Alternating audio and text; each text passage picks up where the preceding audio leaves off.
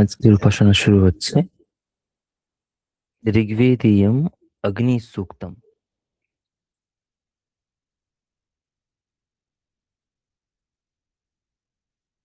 হরিঃ ওম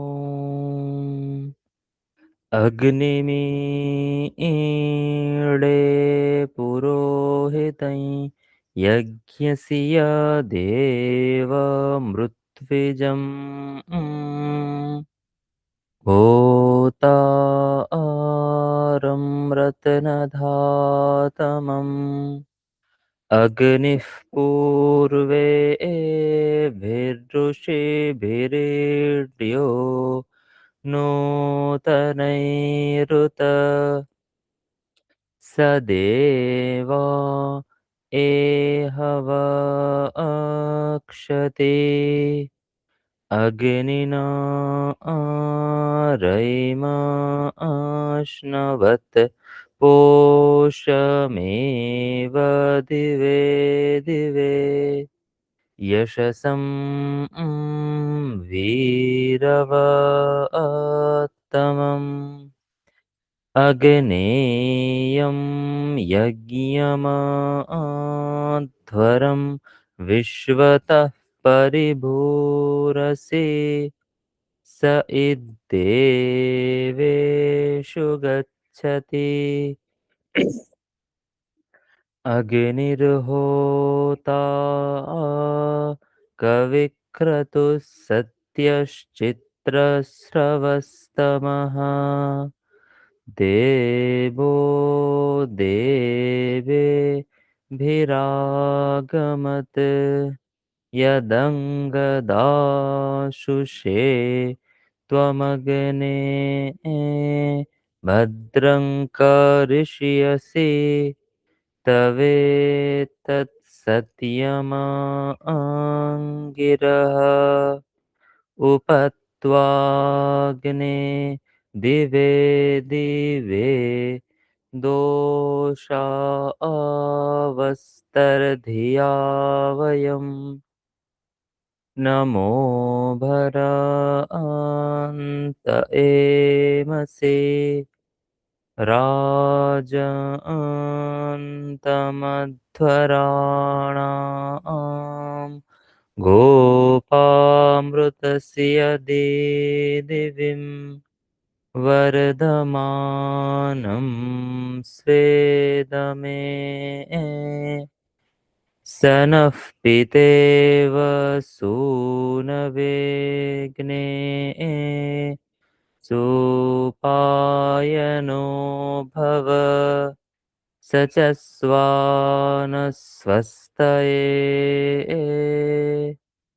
हरिः ओम।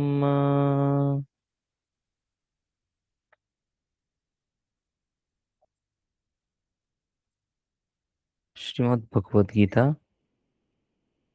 ৬ষ্ঠ অধ্যায় ৩৩ নম্বর শ্লোক থেকে।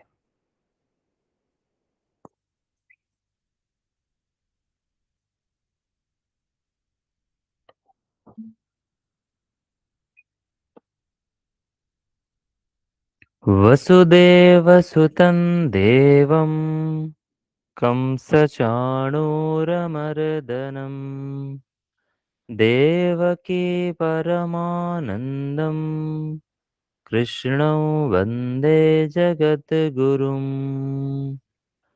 अर्जुन उवाच योऽयं योगस्त्वया प्रोक्तः साम्येन मधुसूदन एतस्याहं न पश्यामि चञ्चलत्वात् स्थितिं स्थिराम् चञ्चलं हि मनः कृष्ण प्रमाथि बलवदृढम् तस्याहं निग्रहं मन्ये वायोरिव सुदुष्करम्।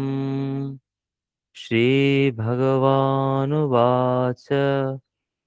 असंशयं महाबाहो मनो दुर्निग्रहं चलम् अभ्यासेन तु कौन्तेय वैराग्येण च गृह्यते असंयतात्मना योगो दुष्प्राप इति मे मतिः वश्यात्मना तु यतता शक्यो वाप्तुमुपायतः। अर्जुन उवाच अयति श्रद्धयोपेतो योगाच्चलितमानसः अप्राप्य योगसंसिद्धिं कां गतिं कृष्ण गच्छति कच्चिन्नो भयविभ्रष्टः छिन्नाभ्रमिव नश्यति अप्रतिष्ठो महाबाहो विमूढो ब्रह्मणः पथि एतन्मे संशयं कृष्ण छेत्तुमर्हस्य शेषतः त्वदन्यः संशयस्यास्य छेत्ता नैषुपपद्यते श्रीभगवानुवाच पार्थ नैवेह नामुत्र विनाशस्तस्य विद्यते न हि कल्याणकृत् कश्चित् दुर्गतिं तात गच्छति प्राप्य पुण्यकृतान् लोकान् उषित्वा शाश्वती समाः शुचीनां श्रीमताङ्गेः योगभ्रष्टोऽभिजायते अथवा योगिनामेव कुले भवति धीमताम् एतद्धि दुर्लभतरं लोके जन्म यदीदृशम् तत्र तं बुद्धिसंयोगं लभते पौर्वदेहिकम् यतते च ततो भूयः संसिद्धौ कुरु नन्दन पूर्वाभ्यासेन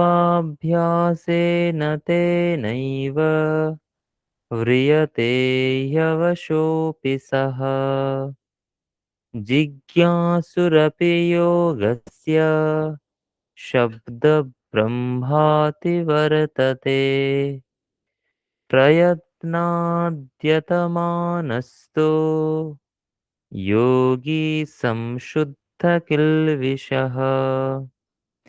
अनेकजन्मसंसिद्धः ततो याति परां गतिम् तपस्विभ्योऽधिको योगी ज्ञानिभ्योऽपि मतोऽधिकः कर्मिभ्यश्चाधिको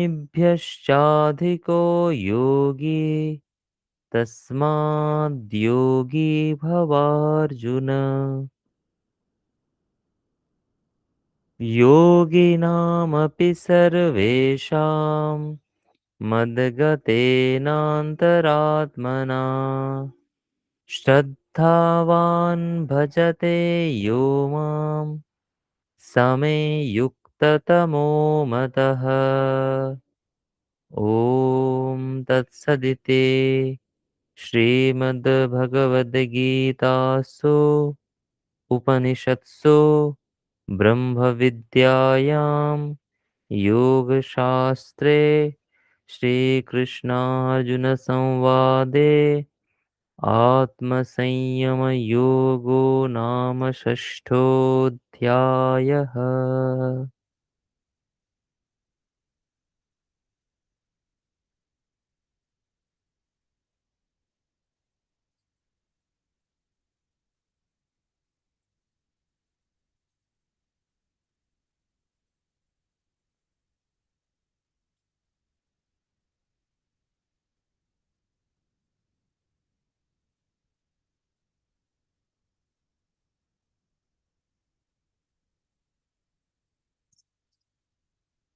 আজকের মনন শ্রীমদ্ ভগবদ গীতা পঞ্চম অধ্যায় 25 নম্বর শ্লোক।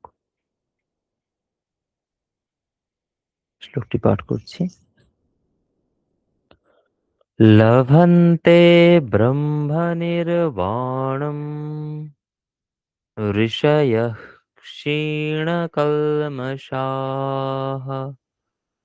ছিন্নদ্বৈধায়তাত্মানঃ सर्वभूतहिते रताः लभन्ते ब्रह्मनिर्वाणम् ऋषयः क्षीणकल्मषाः छिन्नद्वैधायतात्मानः सर्वभूतहिते रताः। যার সমস্ত পাপ দূর হয়েছে, সমস্ত সংশয় জ্ঞান দ্বারা ছিন্ন হয়েছে, যিনি সর্বভূত হিতে রত, সংযত চিত্ত ও নিশ্চলভাবে পরমাত্মাতে স্থিত, সেই ব্রহ্মবেত্তা পুরুষ শান্তস্বরূপ ব্রহ্মকে প্রাপ্ত হন।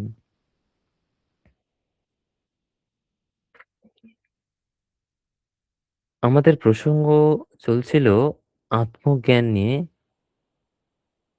আত্মজ্ঞান হলে বা আত্মজ্ঞান লাভ করতে হলে যোগীকে কিরকম হতে হয়, তার কি কি বৈশিষ্ট্য থাকতে হয়, সেই প্রসঙ্গ আমাদের চলছিল। আমরা যদি প্রথম থেকে আজকে একটু দেখি যে এই অধ্যায়ে শুরু হয়েছিল অর্জুনের একটি প্রশ্ন দিয়ে। অর্জুন প্রশ্ন করেছিল, সন্ন্যাস এবং কর্মযোগ আপনি দুটোরই প্রশংসা করছেন, দুটোই বলছেন, তাহলে কোনটা শ্রেষ্ঠ সেটা আমাকে বলুন সন্ন্যাস এবং কর্মযোগের মধ্যে। তখন ভগবান বলেছেন দুটোই শ্রেষ্ঠ, দুটোই মোক্ষ দেয়, কিন্তু তার মধ্যেও কর্মযোগ বিশিষ্ট সন্ন্যাসের থেকে। তারপর সেই কেন কর্মযোগ সন্ন্যাসের থেকে বিশিষ্ট, সেই প্রসঙ্গে অনেকগুলি শ্লোক আছে। বলা হয়েছে কর্মযোগ আসলে তুলনামূলকভাবে সহজ, কিন্তু সন্ন্যাস যোগ, যেটাকে সাংখ্যযোগ বলা হয়েছে, সেটা কঠিন। গতকাল গ্রুপে কেউ একটা প্রশ্ন করেছেন, কেউ একজন, যে সাংখ্যযোগ বলা হচ্ছে এখানে, সাংখ্যযোগটা কি? এখানে ভগবান আগেই বলেছেন যে সাংখ্যযোগ বলতে এখানে যে যোগ, যেটা সন্ন্যাস যোগ, সেটাকে সাংখ্যযোগ বলা হয়েছে। কারণ সাংখ্য বলতে এখানে জ্ঞান যোগের কথা বলছে, সন্ন্যাস হচ্ছে জ্ঞান যোগ নিবৃত্তির মাধ্যমে যেটা হয়। সেখানে সাংখ্যের যে বিচার এটা থাকে বলে, জ্ঞান যোগে হচ্ছে বিচার, জ্ঞান মানে হচ্ছে বিচার, বিচারের পথ। সুতরাং এই সাংখ্য যোগ বা সন্ন্যাস যোগ ওটা বিচারের মার্গ। সেই জন্য এখানে ভগবান কখনো কখনো সন্ন্যাস যোগ বলেছেন, কখনো কখনো সাংখ্য যোগ বলেছেন। এই সাংখ্যযোগ এবং কর্মযোগ এদের ফল একই, সেই জন্য যদি কেউ একটা অনুষ্ঠান করে, অর্থাৎ সাংখ্যের দিকে যায় বা জ্ঞান যোগের দিকে যায়, তাহলে সে মোক্ষ লাভ করতে পারে। আবার কেউ যদি কর্মযোগ অনুষ্ঠান করে, সেও মোক্ষ লাভ করতে পারে। সুতরাং এদের ফলে কোনো ভেদ নেই, সুতরাং এটা আলাদা আলাদা পথ মাত্র, এই প্রসঙ্গে বলা হয়েছে।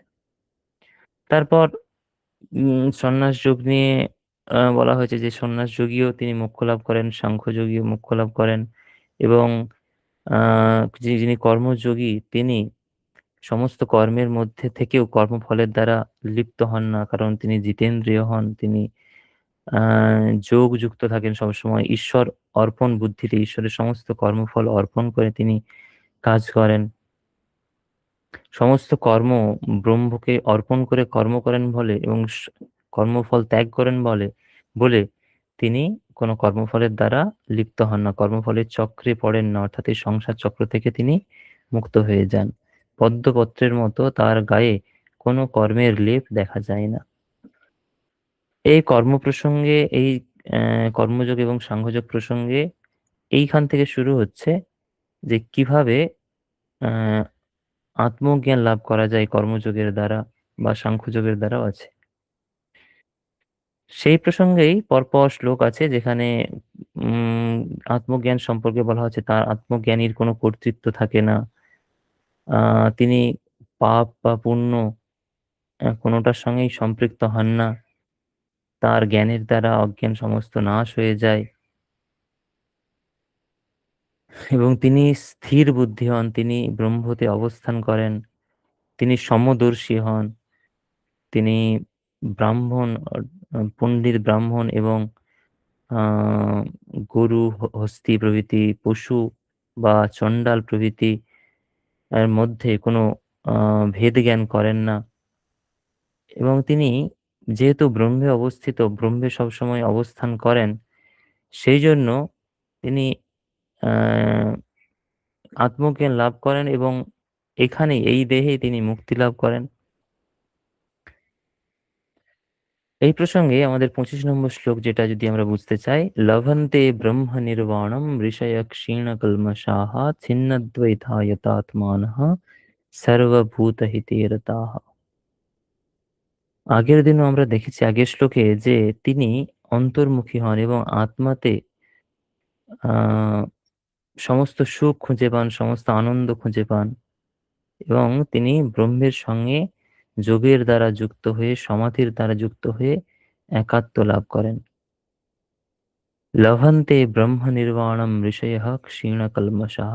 এই যে ঋষিরা, যারা এই আত্মজ্ঞান লাভ করেন, তারা তাদের পাপ বা তাদের কর্মফল ধীরে ধীরে ক্ষীণ হয়ে যায়, কমে যায়। ফলে তারা ব্রহ্ম নির্বাণ লাভ করেন। ব্রহ্ম নির্বাণ মানে মুক্তি লাভ করেন। ছিন্নদ্বৈধা যতাত্মানঃ সর্বভূত হিতে রতাঃ। তারা ছিন্নদ্বৈধা, তারা ছিন্ন সংশয়ী হন। সমস্ত সংশয় তাদের ছিন্ন হয়ে যায়। আমাদের যতক্ষণ অজ্ঞান থাকে ততক্ষণ মনের মধ্যে অনেক সংশয় থাকে, কিন্তু জ্ঞান উদিত হলে মনের মধ্যে কোনো সংশয় থাকে না, কারণ জ্ঞান সূর্যের দ্বারা সমস্ত কিছু অজ্ঞান উদ্ভাসিত হয়, সমস্ত অজ্ঞান চলে যায়। ফলে হৃদয়ের যে সমস্ত বন্ধন, যে সমস্ত সংশয়, সমস্ত সংশয় চলে যায়।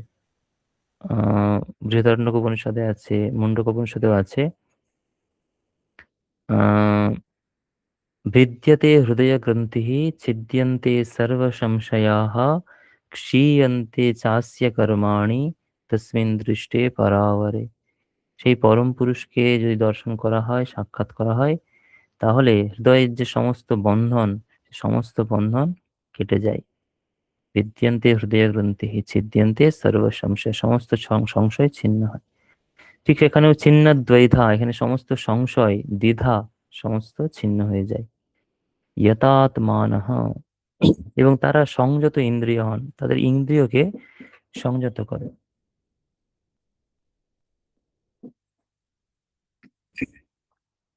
এখানে আত্মা শব্দের অর্থ কিন্তু ইন্দ্রিয়। যত মানে সংযত।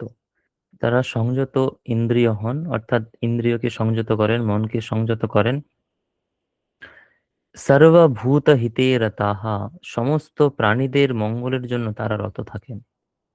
যাদের আত্মজ্ঞান হয়ে যায়, যারা ঋষি, তারা কিরকম হন? তারা এই যদি জগতে থাকেন, তাহলে জগতের কল্যাণের জন্যই তাদের জীবন দিয়ে যান শেষ পর্যন্ত।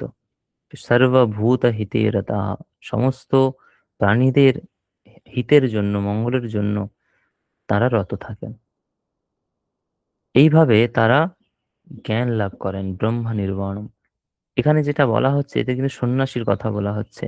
এখানে ঋষয়ঃ ক্ষীণ কল্মষাঃ, অর্থাৎ যারা সন্ন্যাস যোগ আচরণ করেন বা সাংখ্যযোগ আচরণ করেন, তারাও যে জ্ঞান লাভ করেন, এই প্রসঙ্গে বলা হচ্ছে।